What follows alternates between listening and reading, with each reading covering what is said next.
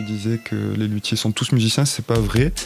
Il y a, je pense, 90% des luthiers qui sont musiciens avant d'être luthiers.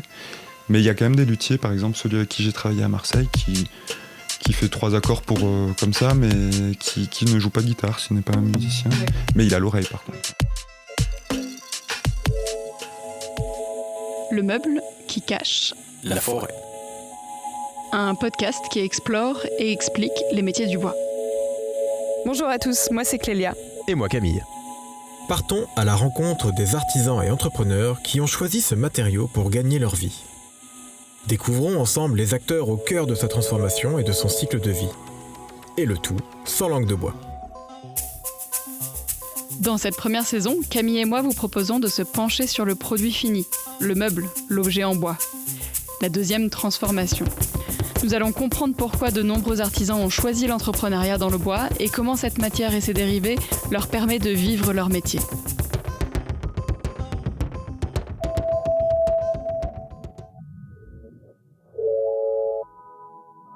Bienvenue dans notre deuxième épisode, merci d'être à l'écoute. On est aujourd'hui à la rencontre d'Alexis. Bonjour. Bonjour Alexis. Alexis Meurice est luthier dans le village de Saint-Pons, dans la vallée du Bail. Et donc il va nous raconter quel est le métier de luthier, qu'est-ce que fait un luthier aujourd'hui.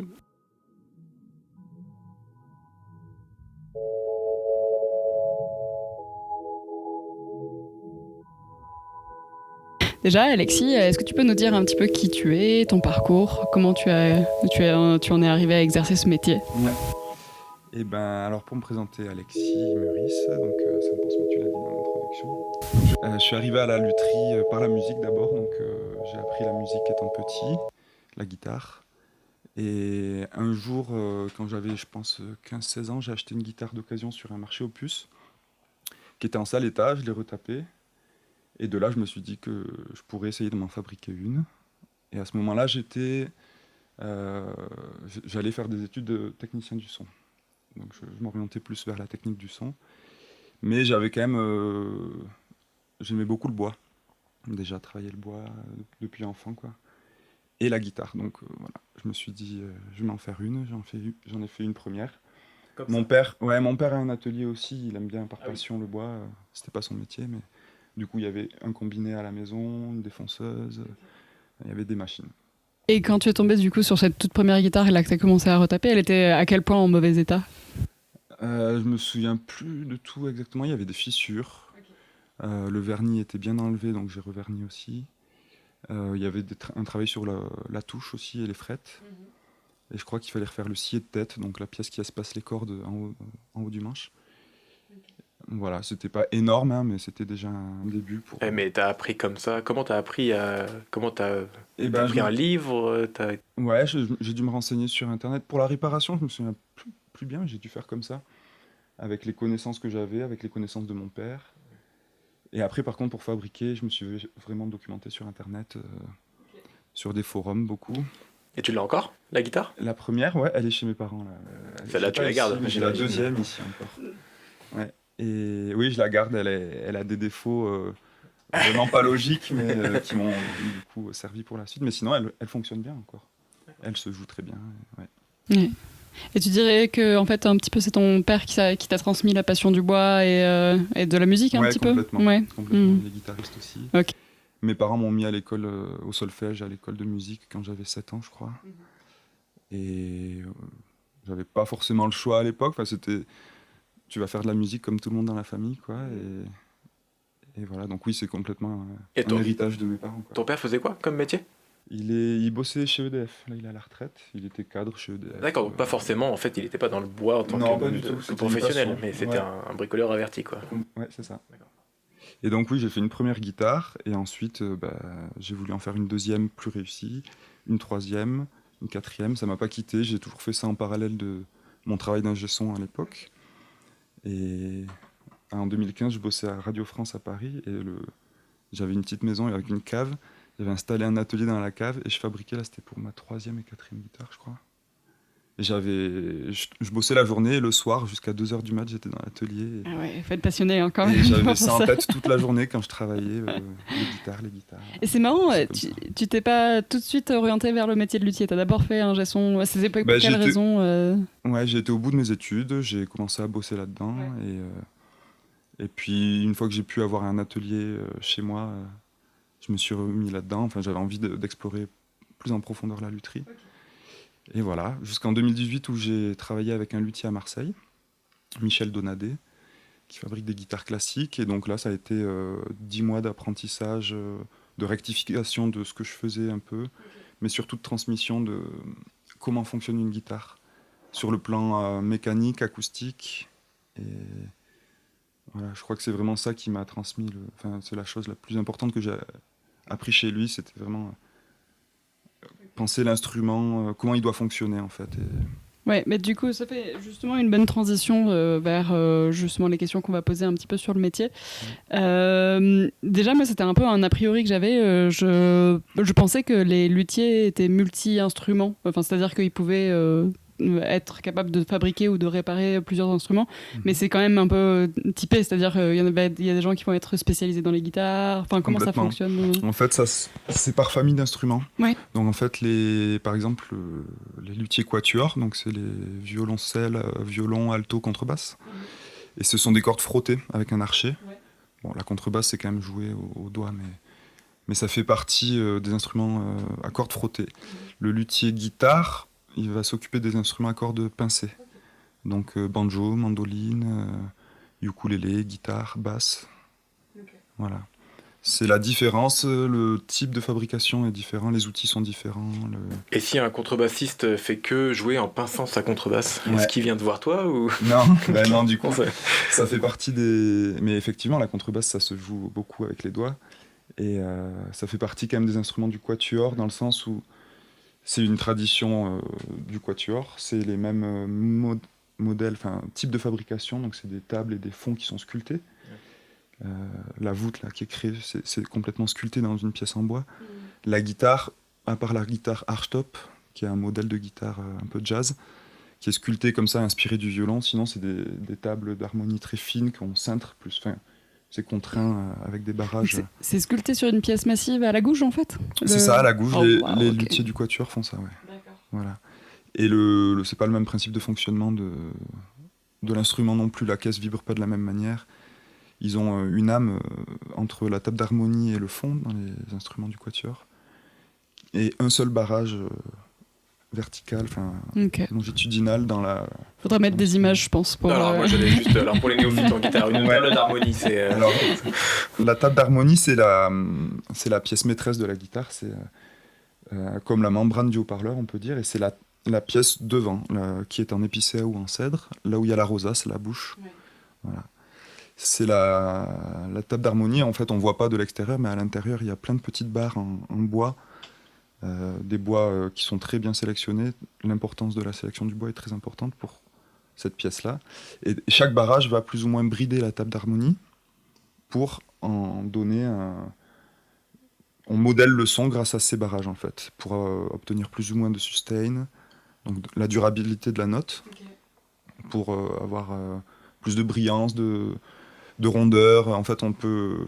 Voilà. La table d'harmonie, c'est vraiment une membrane qu'on va brider plus ou moins, et libérer des zones vibrées plus que d'autres. Et voilà, donc c'est ça. Et le fond, donc c'est le derrière de l'instrument. Les éclisses, c'est le contour. Voilà.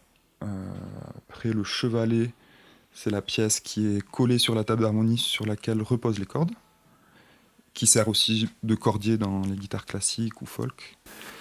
Et t'as dit que cette table d'harmonie est faite ou non, les barrages sont faits en cèdre ou en épicéa. En épicéa, les barrages. Et donc pourquoi c'est des résineux? Pourquoi? Oui. Il y a une raison, j'imagine? Il y a une raison, c'est le poids.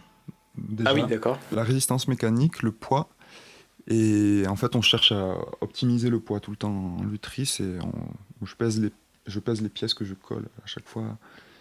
Et la table d'harmonie finie avec le barrage doit avoir un certain poids selon les modèles. Ah ouais. Voilà, c'est un... Et pour le son? Ou pour le confort d'utilisation. confort de la C'est portée? pour le son, ouais. c'est pour la vibration, la transmission des vibrations. Donc c'est C'est important. Ça. Et donc, la table d'harmonie peut être en cèdre ou en épicéa. Et dans les guitares folk aujourd'hui, on voit aussi des bois exotiques type palissandre ou vanguet, des choses comme ça. Mais sinon, généralement, c'est que de l'épicéa ou du cèdre. Et les barrages sont en épicéa ou en cèdre du Honduras. C'est pas le même cèdre européen. C'est pas le cèdre européen. Un cèdre, ça appartient aux acajou, famille des acajou. Et c'est un bois très léger, très dynamique aussi. Donc, il peut être utilisé dans certaines zones de la guitare. Et par exemple, marrant, sur des épicéas, sur 1000 sujets, tu vas en utiliser même pas une dizaine pour la lutherie. D'accord. C'est vraiment une sélection. Il faut que l'arbre il est poussé généralement en altitude, ce qui fait que les cernes sont plus serrées. Les cernes hiver et printemps sont beaucoup plus serrées. C'est un fil qui est droit. Il faut couper sur quartier. Donc c'est pas de la scie, c'est pas en scierie, tu coupes pas sur d'os, quoi. C'est coupé au quartier, donc c'est une coupe qui génère beaucoup de pertes en fait dans le bois. Et en fait même après on refend pour que ça suive vraiment en fait, pour avoir les fibres tout le temps perpendiculaires à la surface, au plan de ta pièce. L'épicéa, donc, qui est un bois, comme tu disais, résineux, mou, mais en fait avec des veines qui sont aussi rapprochées là, et qui sont droites, quoi. Il y en a pas une qui dévie, quoi, en fait, ou très peu sur les bords. C'est ce qui fait que ce bois devient très résistant. Dans ce sens-là, sur la longueur, très résistant. Il se plie un peu comme ça. Ouais. Et c'est là que nous, on va intervenir avec les barrages pour lui donner... Alors là, Alexis nous montre une planche d'épicéa en forme de plateau de guitare. Voilà, là, en fait, c'était en 2 parties, ça a été jointé au centre. Mais ce qui est impressionnant, c'est la finesse. De loin, j'aurais dit que c'était du contreplaqué. Ah ouais. C'est vrai, oui. Ça fait 5 mm. Même pas, là, ça fait 3,5, et c'est pas fini parce qu'une fois que j'aurai incrusté la rosace, je vais redescendre à 2 mm, 2 mm 3. Ok.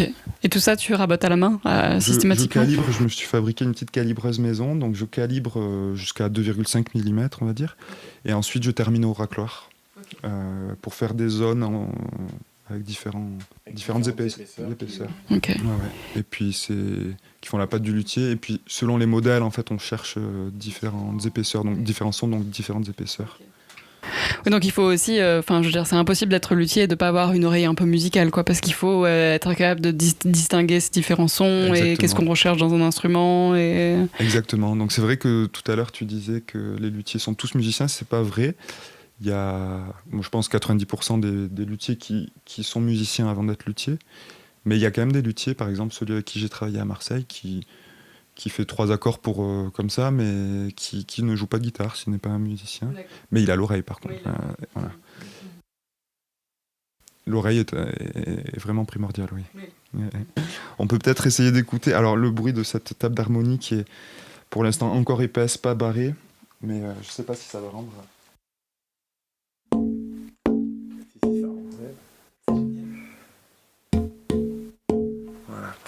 Et on travaille aussi en tapant un peu la pièce de bois comme ça. On sait à peu près à quelle fréquence, quel temps de résonance on va s'arrêter de barrer ou de poncer ou de racler.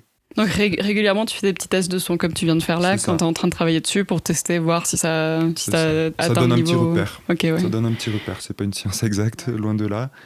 Y en a qui travaillent avec des instruments de mesure complètement, où la table est fixée sur un support, on va dire, et frappé de la même manière avec un marteau il frappera toujours de la même manière, et un micro qui enregistre les vibrations, et dans un logiciel, tu vois la réponse en fréquence de chaque zone de la table. Il y a plusieurs tests beaucoup plus scientifiques que juste l'oreille. Mais en tout cas, ça donne un repère, ça nous guide. Donc là, si on fait un tour d'horizon visuel des outils dans ton atelier, j'imagine que c'est ceux aussi que tu utilises le plus souvent.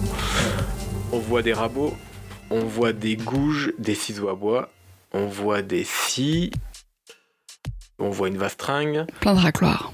Ouais. De toutes les tailles et toutes les formes. Des tranchées, des canifs, quoi. Et je m'en sers pour sculpter. Et on voit aussi j'ai jamais vu un rabot aussi petit. Rabot noisette. Donc pour le décrire, il a un petit manche en forme de toupie. de la taille d'une petite toupie. Et après, la lame fait, je sais pas, elle fait 9 mm de large, 10-11 mm de large, la taille de mon index, quoi. Ouais, c'est un rabot que j'adore, qui permet d'accéder dans plein de recoins et de faire des tout petits copeaux. Et en fait, il y a beaucoup de... Par exemple, un barrage sur la table d'harmonie, il n'est pas très haut, il va faire 20 mm de hauteur, 25 maximum. Une fois qu'il est collé, on le sculpte. Et donc, du coup, c'est quand même beaucoup plus efficace d'avoir un tout petit rabot et notre doigt en dessous qui va toucher la table d'harmonie, plutôt qu'un gros rabot avec la semelle du rabot qui serait en contact avec la table d'harmonie. On travaille beaucoup plus précisément avec des petits rabots comme ça. Ouais. Et par curiosité, je vois qu'il y a des pièces métalliques qui sont suspendues sur un porte-clés là en haut à gauche. Je sais pas à quoi ça sert. Ah oui, ça, ce sont des jauges de radius. C'est pour mesurer le radius d'une touche de guitare. Donc la touche, c'est la pièce sur laquelle on pose nos doigts avec les frettes. Et elle n'est pas plate. Alors sur la guitare classique, elle est plate, mais sur les autres modèles de guitare, comme je fabrique des guitares classiques manouches et folk. Ouais. Et sur les folk et les manouches, on crée un radius sur la touche pour avoir un confort de jeu différent. Et donc ça sert à mesurer le radius de ta touche et de le reporter sur les cordes. Parce qu'après, il faut régler, les cordes suivent ce radius. Donc en fait, on contrôle avec ça. C'est des outils de contrôle, de mesure, quoi. Donc chacune a un radius différent. C'est ça qui est exprimé en pouces. Donc là, 12 pouces. Il faut imaginer un cercle de 12 pouces de diamètre. Ce qui fait... Qui fait un pied. Un pied. 12 pouces, c'est un pied ? Ok, ouais. Les métriques anglaises, c'est pas mon fort. Et pourquoi d'ailleurs c'est des métriques anglaises sur les guitares ? Bon, c'est qu'il y a beaucoup d'outils qui sont développés aux États-Unis. Alors là, je voyais que tu as de la colle Titebond 3 pour c'est de la colle nord-américaine. Est-ce qu'il y a une raison ? Vinylique blanche, ouais. Est-ce qu'il y a une raison pour ça ? Et du coup, c'est des colles qui sont proposées chez les fournisseurs de bois de lutherie chez lesquels je me fournis. J'ai commencé en fait ma première guitare avec une colle comme ça et j'ai jamais arrêté.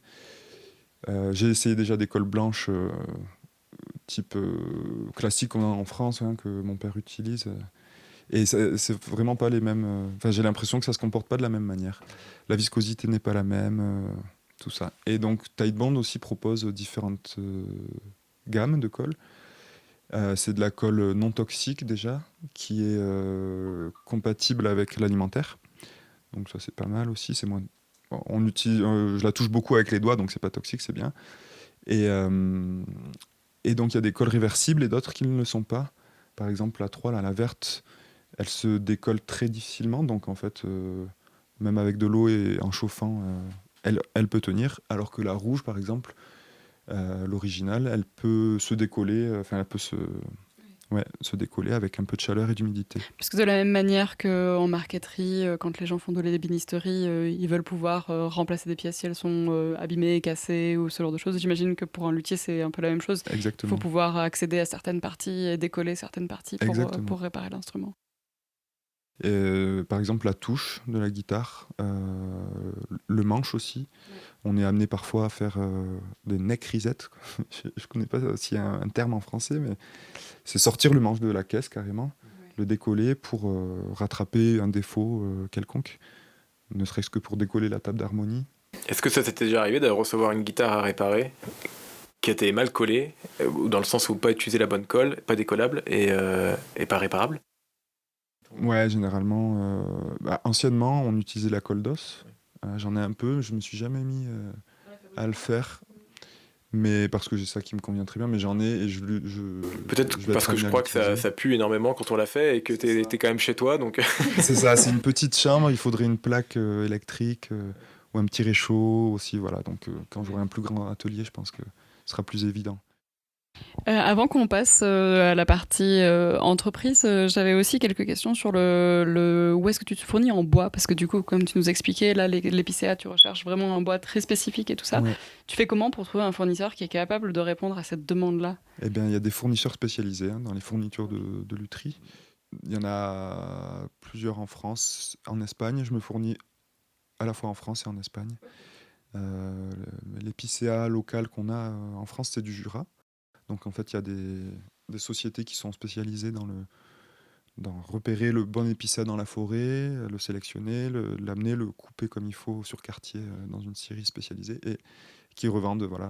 Ouais. C'est fou quand même, hein, parce qu'on se dit, je veux dire, pour voir à l'œil l'arbre qui va avoir cette fibre-là, bon, j'imagine que ça doit répondre à des conditions d'altimétrie et de conditions extérieures en C'est général. ça. Quoi, mais... Et puis les scieurs, enfin les bûcherons, enfin même celui qui s'occupe de tout de A à Z, hein, ils savent très bien qu'il y a des vallons, même s'il y a les conditions réunies, il ne prendra pas à cet endroit-là parce qu'il a eu des problèmes avec des arbres coupés dans ce vallon parce que la composition de la terre fait que, ou l'humidité, ou un vent qui pourrait...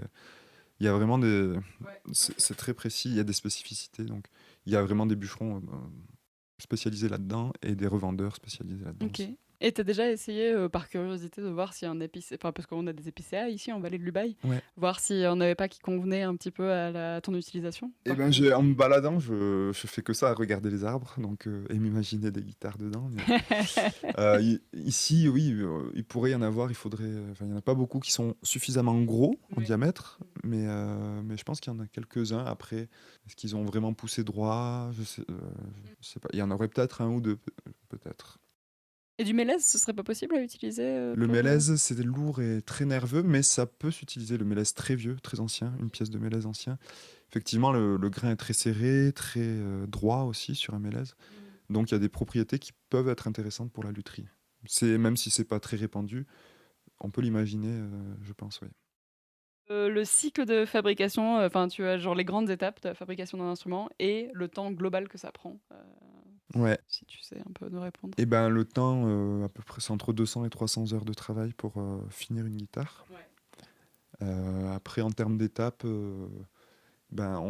généralement, on commence par la table d'harmonie, le fond, on séparait, le manche aussi.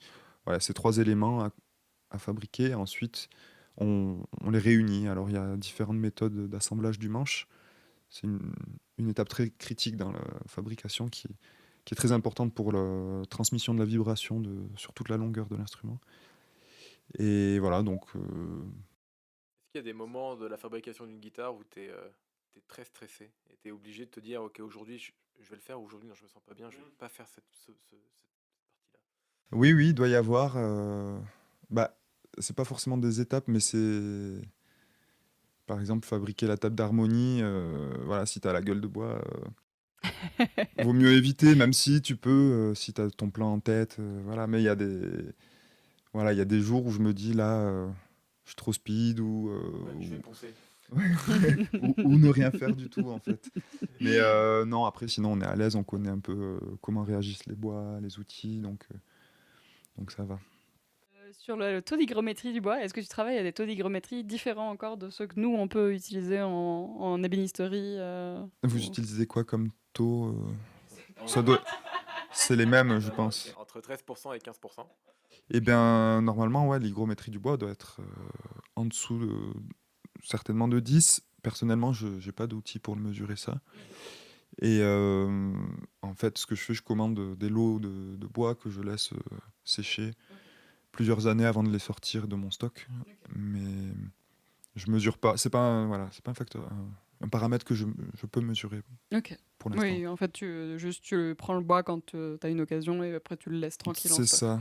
ça. Et généralement, selon les fournisseurs, tu peux savoir la date de coupe, donc ce qui est intéressant.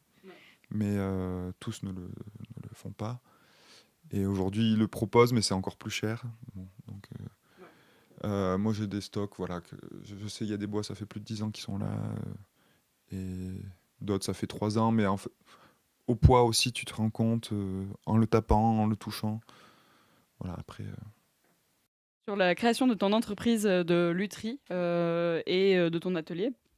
Donc du coup, ma première question, ça va être sous quelle forme en fait tu t'es lancé, pourquoi tu t'es lancé, tu as décidé en fait de quitter ton métier d'ingé son et de faire ce métier.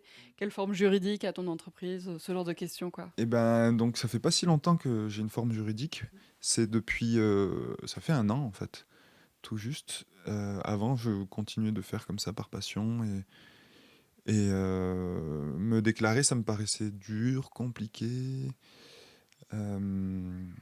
Donc je continue à faire ça comme ça, par passion et simplement. Mais effectivement, là, maintenant que je commence à vendre des instruments, voilà, j'ai déclaré sous le statut d'auto-entrepreneur, qui est un statut un peu bâtard, hein, voilà, donc c'est pas souple. intéressant.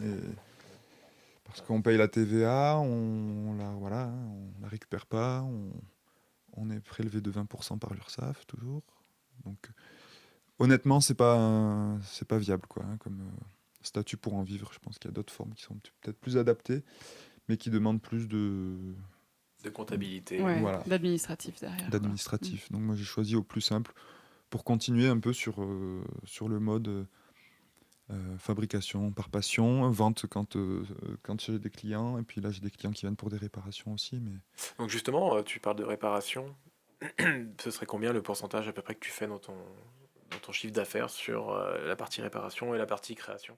et ben comme j'ai pas beaucoup de réparations, ça peut s'équivaloir sur l'année, quoi, lisser sur l'année, mais il y a quand même plus de demandes de réparation que de fabrication. D'ailleurs, pour la fabrication, j'ai peu de commandes, très peu de commandes. Les gens, en fait, comme je fabrique tout le temps, j'ai des guitares en stock et les gens m'achètent D'accord. comme ça, en fait, une guitare. Et tu vends sur Internet? Ou tu Non, vends une... non, pas du tout. J'ai rencontré le prof du conservatoire de Gap là, il y a 2 ans, qui m'a acheté une guitare, puis une autre, et puis qui en a fait parler autour de lui. Et du coup, c'est comme ça, les élèves, et puis après, quand il y a des clients qui viennent pour des réparations aussi, je peux leur présenter mes instruments. Voilà, il y en a certains qui ont un petit flash. Voilà, Et puis j'imagine que je démarche pas vraiment, quoi. si un prof de conservatoire te recommande tes guitares, c'est qu'elles Ouais. sonnent bien, quoi. C'est vrai que ça m'a bien touché. Enfin, ça m'a fait. Ouais, C'est c'est super. une reconnaissance qui a beaucoup de valeur pour moi, ouais, en tout cas, Parce d'être que reconnu. je me rends pas compte, mais il existe aussi des guitares classiques qui sont fabriquées de manière industrielle ou c'est forcément le travail d'un luthier? Non, il y a beaucoup. En fait, la plupart des guitares que tu vois, hein, même en concert, des gens, des professionnels, hein, ils jouent beaucoup sur des guitares d'usine. Donc, il n'y a pas une personne qui va suivre la fabrication en entier. Ils ont chacun une tâche, hein, c'est vraiment un travail à la chaîne. Ils ont une tâche, ils répètent la même tâche toute la journée. Beaucoup de guitares sont faites en usine, c'est ce qui fait une concurrence aussi très difficile aux luthiers. Parce qu'en fait, entre des guitares qui sont faites avec du contreplaqué aussi, hein, chinoises, taïwanaises ou je ne sais quoi, à 200 euros, 300 euros, tu as des modèles qui commencent quand même à être jouables, agréables, qui sonnent un peu quand même. Pour des oreilles non averties, il n'y a pas vraiment de différence. Mais voilà, nous, une guitare de luthier, c'est plus entre 2500 et 5000 euros. Ça fait une grosse différence de prix pour l'acheteur et effectivement, ça limite les clients. Est-ce que toi, ça veut dire que ta clientèle, c'est plus de la clientèle professionnelle? Ouais, généralement, ou passionnés. Après, il y a aussi des collectionneurs qui sont des musiciens aussi, mais il y a des personnes qui collectionnent plusieurs guitares de luthier. Voilà, Et donc du coup, dans ces cas-là, un client qui aura entendu parler de toi, il va venir ici et en fait, il va les tester, j'imagine. Ou comment ça se passe la vente Et ben c'est ça, en fait, on en discute d'abord, hein, c'est beaucoup de... Ouais, voilà, je fais essayer des instruments pour avoir des, des repères de comment il souhaiterait avoir son instrument, dans le cas où c'est une commande. Et c'est ça, en fait, soit un instrument lui plaît, soit le voudrait un peu différent, avec des touches personnelles aussi, des incrustations personnalisées, des tailles de manches un peu différentes selon la main, le gabarit de la personne. Ça, c'est important d'avoir une guitare vraiment faite à sa main. Et donc voilà, en fait, ouais, je présente des guitares que j'ai, puis ensuite on pense l'instrument ensemble. Les bois, on choisit les bois, les couleurs. Tu serais par exemple, ce serait une possibilité pour quelqu'un qui a eu un coup de cœur sur une guitare que tu as dans ton stock, mais dont le manche par exemple est trop large, de lui proposer de changer le manche Bah, c'est compliqué, non, là, ça impliquerait beaucoup trop beaucoup trop de changements. c'est faisable, hein, physiquement, en soi, c'est faisable. Mais ça implique de décoller la touche, de recoller, de reprendre le vernis après derrière. Autant en faire une nouvelle. Est-ce que tu acceptes en réparation une guitare industrielle Oui, à 200 euros? sinon je travaillerais pas. Ouais. Ah oui, d'ailleurs, la plupart Enfin, bien souvent, les guitares que je répare ça valent le prix de la réparation presque, hein, ou presque le prix de la réparation, quoi. Selon la réparation, bien sûr. Et est-ce que tu dirais qu'une guitare de luthier se casse moins ou est plus solide ou pas nécessairement, Pas ça a pas de... nécessairement. En fait, vu que c'est des bois massifs, généralement, elle est même amenée à bouger un peu plus que les guitares industrielles qui sont en contreplaqué. Elle est plus sensible à l'hygrométrie de l'air. Et donc, c'est pas plus forcément plus solide ni moins solide. C'est plus vivant, en tout cas. Les bois travaillent. Mais non, les guitares chinoises sont quand même assez solides. Après, il y a souvent des cassures à la tête de la guitare. Sur les guitares de luthier, c'est un peu plus rare. Peut-être parce qu'elles sont moins maltraitées aussi. Oui, sûrement. Ouais, une fois qu'on a Voilà, acheté une guitare à 2 000 €, on fait peut-être un peu plus attention. c'est ça. Mais bon, il faut faire c'est très important de la stocker correctement. Pas à côté Euh, du poêle. Pas à côté d'une source de chaleur, dans un étui, si possible, hermétique avec voilà, des trucs qui empêchent l'humidité, quoi, qui absorbent l'humidité, qui est pas trop. Voilà. Et c'est vrai que du coup, tout à l'heure, on parlait d'hygrométrie du bois, mais dans l'atelier, c'est important aussi d'avoir une hygrométrie stable, qui soit pas trop sèche et qui soit pas trop humide non plus, parce que du coup, ici en hiver, c'est très très sec et j'évite de faire des collages, parce qu'on tombe des fois à 30% d'humidité. Et si je finis l'instrument à 30% d'humidité, que je la livre à quelqu'un qui vit en Bourgogne, ça va beaucoup bouger.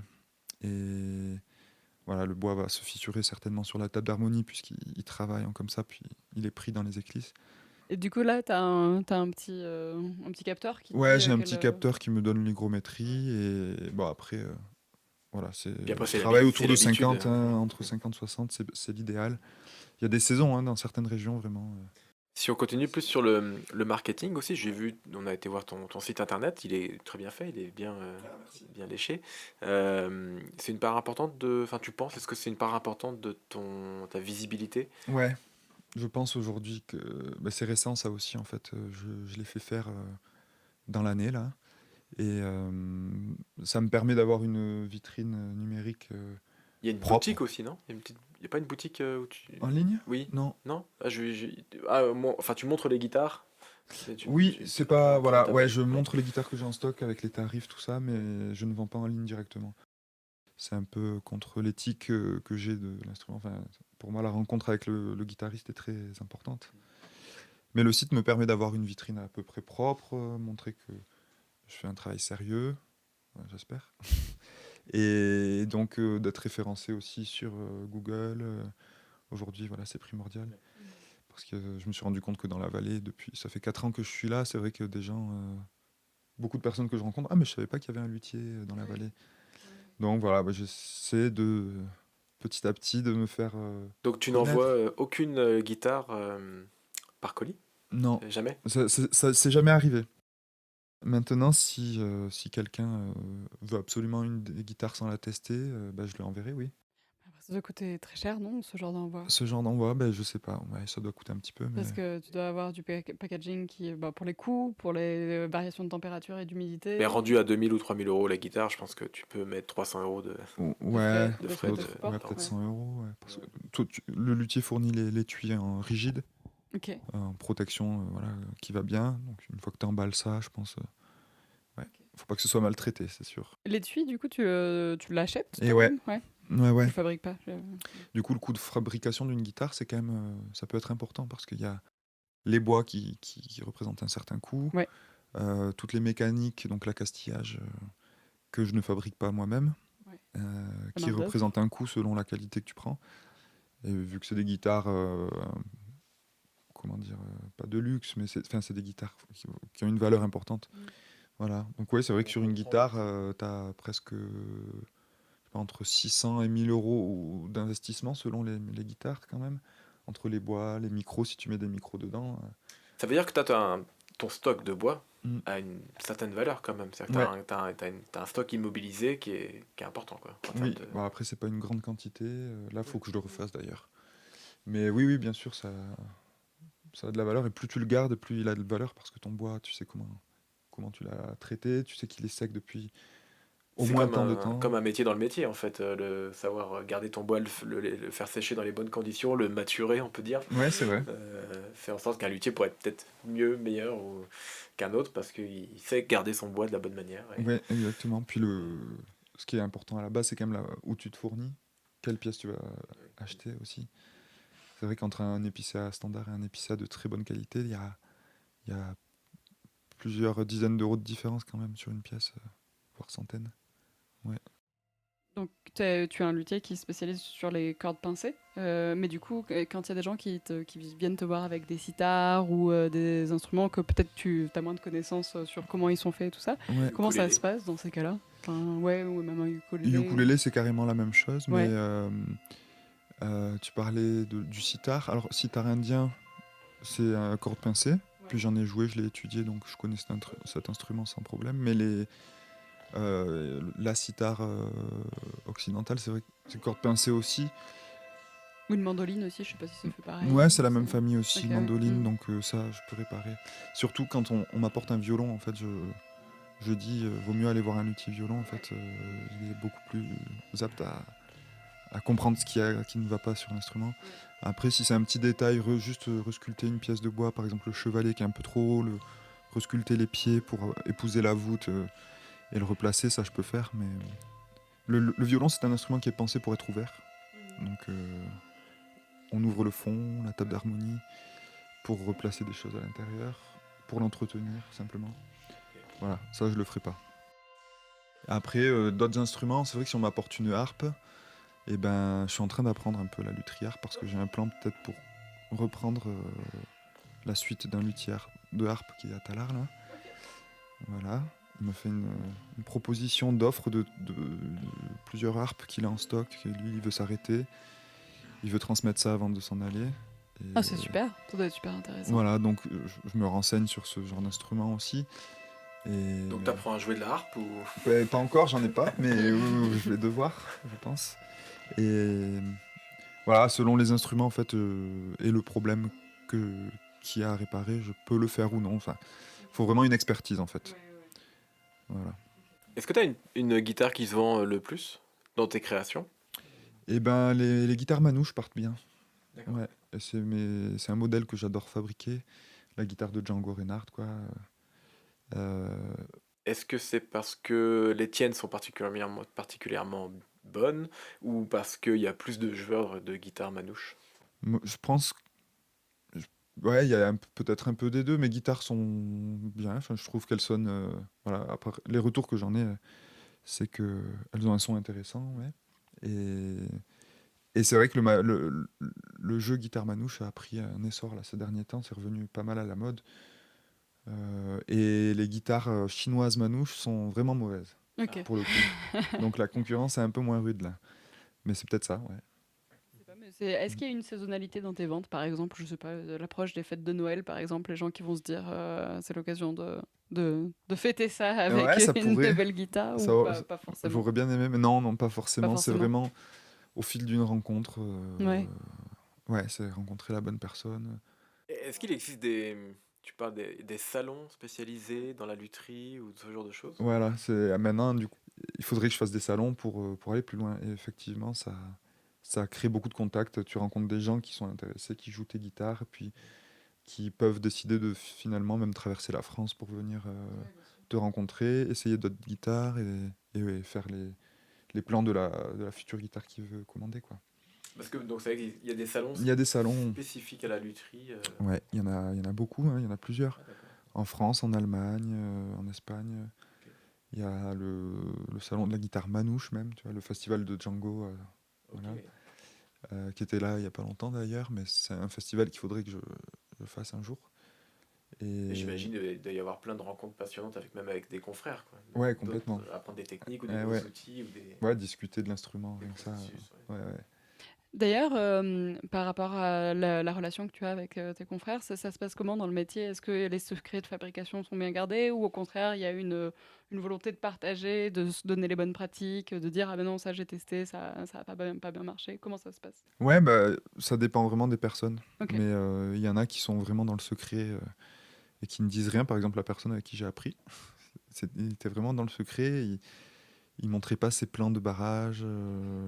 Voilà, c'était vraiment propre Même à pour lui. toi Même qui pour te moi, ouais. transmettait Oui, le oui. savoir-faire, il gardait. Ah ouais, il gardait. Ouais, ouais, il y avait une pièce interdite où je suis jamais rentré. Waouh. À l'étage où. Ouais. Ça fait un Non, peu non, Barbe rousse quand même. c'est vrai, ouais. Il y en a Ouais, qui au gardent 50 jalousement. Shades of Grey. Voilà, il y a des personnes comme ça, mais qui vont partager sur d'autres trucs. Mais et sinon, entre luthiers, quand on se rencontre, oui, on parle vraiment de tout. On n'a pas vraiment de secret. Ça dépend. Voilà, moi, je mets des photos de mes guitares en fabrication. Je mets le plan de barrage. Enfin, j'ai les photos. Je cache rien sur les photos. Et il y en a plein d'autres qui font comme ça aussi. Mais il y a de tout. Voilà, ça Ok. dépend. Mm. Et ça me fait penser, parce que je pense au Stradivarius, là dont le vernis était particulier et tout ça. Ouais. Il y a les recettes de vernis aussi sont propres à chaque luthier pour les guitares. Ça marche de la même façon ou pas Non, forcément? non, pas vraiment. Après, selon les vernis, ça peut être de différents dosages entre. Moi, j'utilise du vernis gomme lac tampon, donc c'est une dilution de gomme lac et d'alcool. Et donc, tu peux diluer plus ou moins ta gomme lac, oui. Donc, le passer au tampon ou au pinceau et ensuite égrainer. Tu as plusieurs modes, enfin, types, plusieurs. Ouais, tu peux le passer différemment. Après, sur les vernis polyuréthane ou nitrocellulosique, bah, tu dilues plus ou moins avec le durcisseur, tout ça. Enfin, mais c'est quand même des produits communs à chaque luthier. Mm.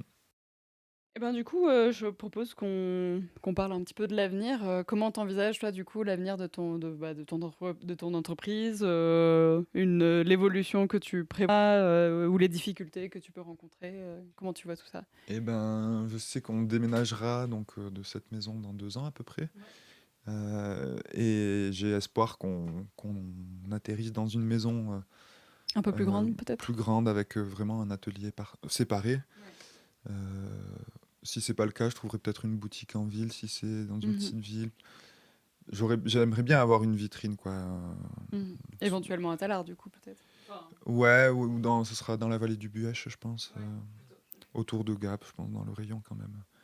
Mais voilà, j'imagine, j'aimerais bien pouvoir développer un peu plus, avoir plus d'espace, fabriquer plus de guitares en même temps. Voilà, avoir de quoi stocker. Parce que là, mon bois, je peux pas en stocker beaucoup non plus. Donc voilà, j'aimerais bien aller plus loin. Et un jour, t'aimerais toi-même transmettre ce métier aussi à quelqu'un, à Ah ouais, un jeune passionné ou ouais, ouais? ouais, Mmh. complètement. OK. Je pense que oui, c'est important à un moment donné. Même là, bon, là, dans un petit atelier comme ça, c'est difficile D'être à de 2, ouais. transmettre. Puis Mmh. là, j'ai encore des choses à apprendre avant de transmettre, je pense. Mais ouais, ouais, je pense que ça me Cool. plairait de transmettre. Mm, mm.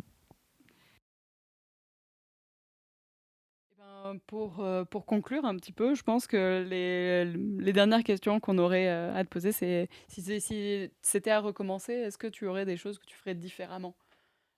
Non, c'est une bonne question.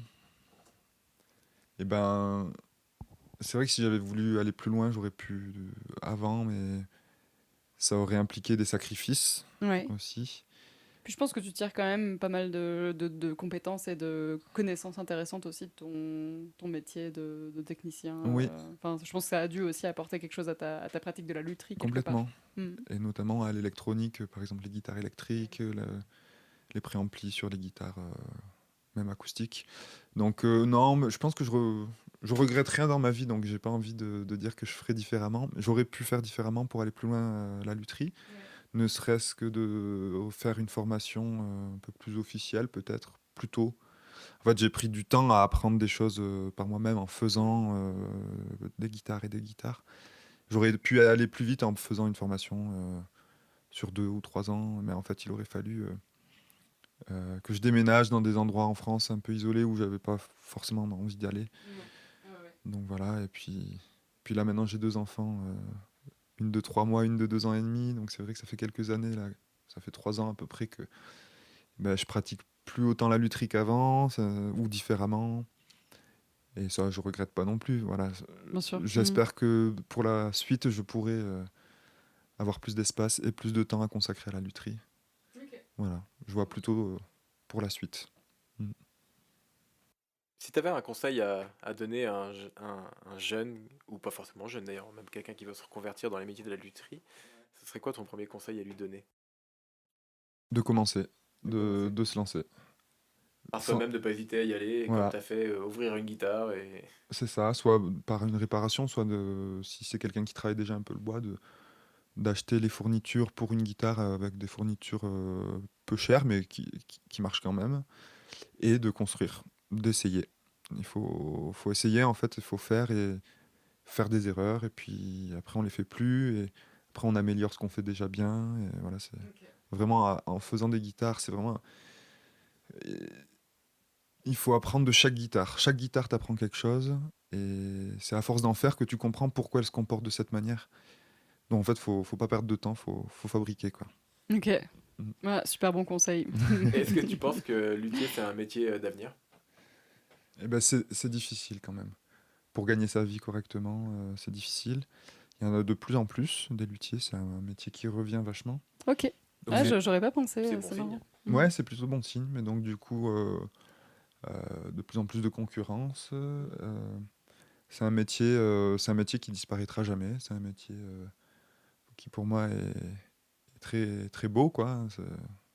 Travailler le bois et transformer un arbre en instrument de musique Ouais. qui pourra traverser des siècles peut-être et être joué par plusieurs paires de mains, tu vois. Il y a un côté magique. Pour moi, c'est quand même un métier d'avenir, mais financièrement, non. Pour l'instant. Pour gagner ça, voilà. Pour l'instant. Après, Et est-ce que tu as déjà vu une de tes guitares en concert? Par un artiste? ouais, des petits concerts. Ouais. Oui, pas Ça doit être une émotion, ça doit être exceptionnel. Ça doit être complètement. cool. C'est vrai, t'as Complètement, des c'est un acheteurs ab- des fois qui te disent bah, Alexis, je vais jouer de ta guitare pour telle occasion. Est-ce que tu veux Ouais. venir Ou, Non, ça arrive pas très souvent qu'on me propose ça. Mais j'ai eu l'occasion de voir des guitares sonner en concert. C'était des petits concerts, quoi. Mais c'est vrai que c'est l'aboutissement du travail, quoi. C'est vraiment parce que même si toi tu la joues, enfin, quand je la finis, je la joue un peu, j'essaye, j'ai une appréciation du son, mais c'est pas la même que quand c'est quelqu'un d'autre qui l'a fait vibrer, Avec d'autres un professionnel, instruments, puis, avec d'autres instruments. Ouais, c'est vraiment un aboutissement du travail, que ce soit dans le bon sens ou dans le mauvais sens, hein. Tu peux avoir. Mais c'est Alors vrai. là, ouais, Alors là, je me concert suis est chié, cool, hein. tu vois. Ça fait cling clang. Bizarre cette guitare. Moi, je vais partir. Hein,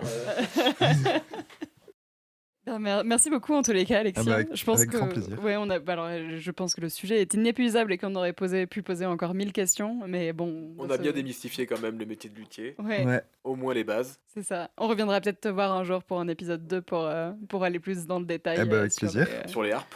sur les Ah. harpes, peut-être. Mais en tous les cas, merci beaucoup de nous avoir consacré ce temps précieux. Eh ben, je vous en prie. Merci à vous de m'avoir proposé ce podcast, Bah, avec plaisir. d'y participer. On remercie nos auditeurs et on se dit à la prochaine. À la prochaine. Bye bye. Salut! Merci beaucoup d'avoir écouté cet épisode. Si vous avez aimé et que vous en tirez des enseignements, merci de penser à nous laisser un commentaire et à vous abonner sur votre plateforme d'écoute préférée. N'hésitez pas à nous envoyer vos questions, vos pensées ou même des propositions d'intervenants à lemeuble-qui-cache-la-forêt@gmail.com ou sur Instagram. Ce podcast est réalisé et produit par nous, Camille et Clélia.